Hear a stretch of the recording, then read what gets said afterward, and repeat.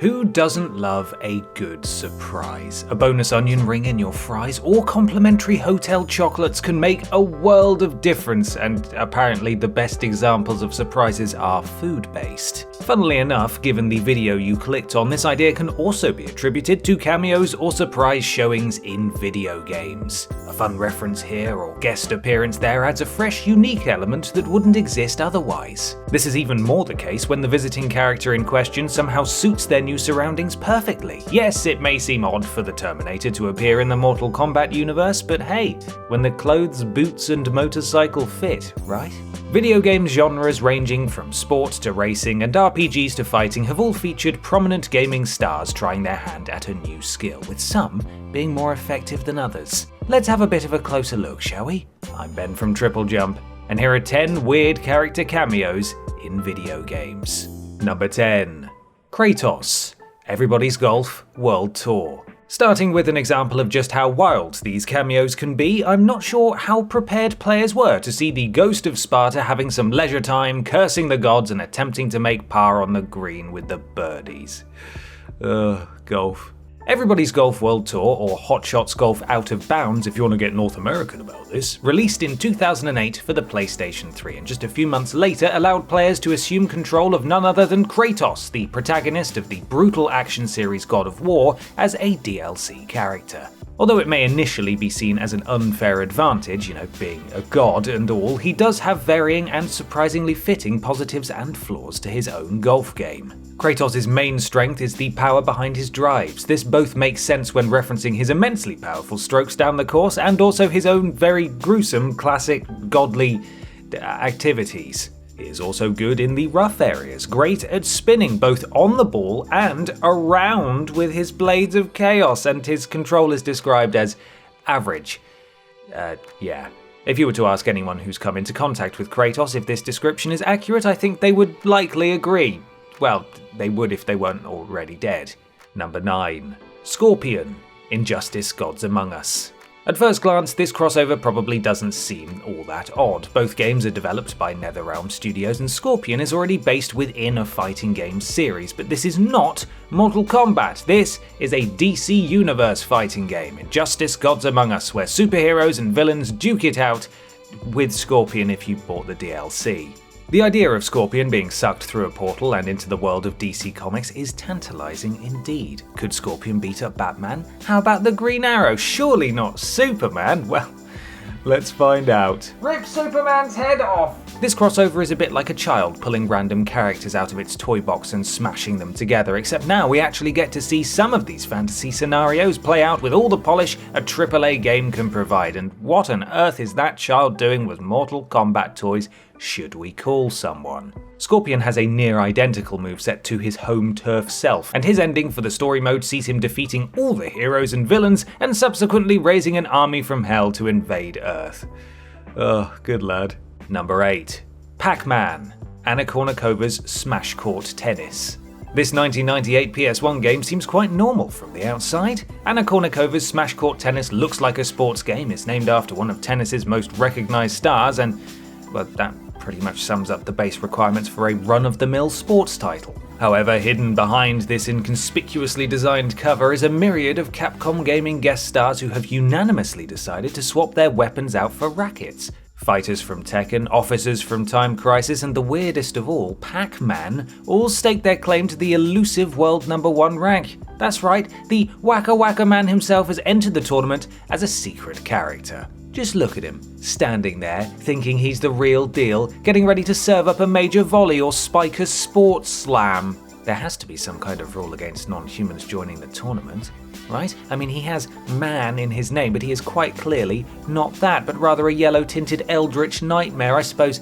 Actually, he does have quite a lot of favour with Capcom behind the scenes though, so probably best to just let him get on with it. Number 7. SHREK, Tony Hawk's Underground 2. Tony Hawk Pro Skater has a rich and storied history with guest characters. Spider-Man, Darth Maul, Doom Guy, and countless others have made guest appearances grinding the rails alongside other skateboarding legends. But perhaps the most detailed and honest inclusion occurred in Tony Hawk's Underground 2, where a certain meme king left the safety of his swamp to promote his new movie SHREK 2 on half-pipes around the world. We're talking about SHREK, obviously. With Activision possessing both the rights to Tony Hawk and SHREK 2 the video game, it seemed like a foregone conclusion to include him as a kickflip grind boy for a bit of promotion, because good marketing strategies have layers, you know, like ogres do. I suppose you could say somebody once told him the board was gonna okay, we're done here, please don't hit me. SHREK is unlocked by beating the game on easy and has some sweet signature moves that are not disgusting in the slightest, nope, not even a bit. His special grind uses earwax as a form of lubricant, and he belches on walls to form an S, replacing the usual graffiti that other skaters can spray. See? Doesn't that make you want to pick up a board and learn? Number 6. Geralt, Monster Hunter World. Chiefly concerning the capturing, studying, and slaying of strange fantasy creatures, the Monster Hunter series lends itself perfectly to collaborate with universes of a similar construction. And a series proving to be a perfect candidate for a merger is The Witcher, you know, except without any of the brothels and other adult stuff. Thankfully, to the delight of everyone, the developers agreed with the partnership, causing fans everywhere to rejoice. Everyone wins, except the monsters, I suppose. This idea came to fruition in Monster Hunter World and featured an additional story campaign with a fully realized, voiced, and playable Geralt. A faithful representation of the Witcher series, Geralt tracks a creature from his universe which is causing havoc in Monster Hunter World's ecosystem. He boasts more health than the average hunter, a magical fire spell Igni, and keen Witcher senses to help track the beast down solo, which makes sense. He is a mutant monster slayer after all. After the conclusion of the quest, you can then craft Witcher weapons and gear to deck out your usual Monster Hunter World character, but to be honest, I'm not sure how you can go back to vanilla reality after all of that. Number 5. Donkey Kong, Wii Punch-Out. Hands up anyone who has wanted at one point or another to punch Donkey Kong square in the face. No? But he kidnapped Pauline and only received a slap on the wrist and bruised ego for his crimes. What about the fact that under that tie he's completely naked? Outrageous behavior, just punch him! Well, issues aside, and with zero boxing experience, Donkey Kong appears in Punch-Out on the Wii as a secret boss, complete with original voice actor Takashi Nagasako. Although DK's record is 0-0 when he's up against Little Mac, you do have to remember he is a giant gorilla, so he does have at least the strength advantage. He is prone to taunting players, counterattacking, and is very hard to knock out. Again, we cannot stress enough that he is indeed a big gorilla boxing against a human man. Any legitimate sports body would throw this one out immediately because the gorilla will likely kill the human man. Should you fail, DK will pick you up over his shoulder and exit the scene just like he did to Pauline all those years ago. It might pay to heed Doc Lewis's advice during the intermission and to get a plumber. He has a lot of experience with this sort of thing. Number 4. Link, Soul Calibur 2. Guest characters in fighting games go as well together as Halo and Master Chief, or cheese and toast, or mac and cheese, or just cheese with anything really. They allow vastly different characters to seamlessly adapt their personality and history to an easy-to-understand format. Fighters all have a set number of moves, costumes, and an intro, which is a fairly straightforward set of rules to follow and has led to numerous inclusions across many different titles. This was the case when Soul Calibur 2 released in 2002, the very first in the series to include crossover characters, with the GameCube version seeing the Legend of Zelda's Link join the roster with all the hallmarks you would expect from our hero of time. Turned out to be something of a stroke of genius too, as there was almost no need to record any voice lines.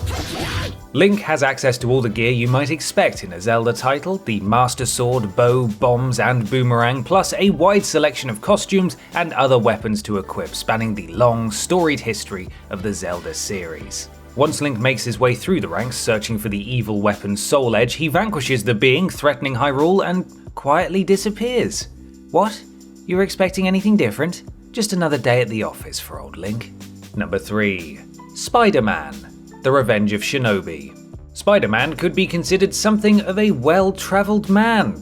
Spider in the video game industry, having had several adventures spanning different dimensions, making odd appearances all over the place. He even attempted skateboarding that one time, and it was pretty rad. One of the web-slinger's strangest cameos was within the 1989 game The Revenge of Shinobi as a boss, where you could also battle shall we say, very familiar looking versions of pop culture characters. These included knockoff versions of the Terminator, Batman, and even Godzilla, fought in the form of a shapeshifter whose special power actually turned out to be avoiding numerous copyright suits.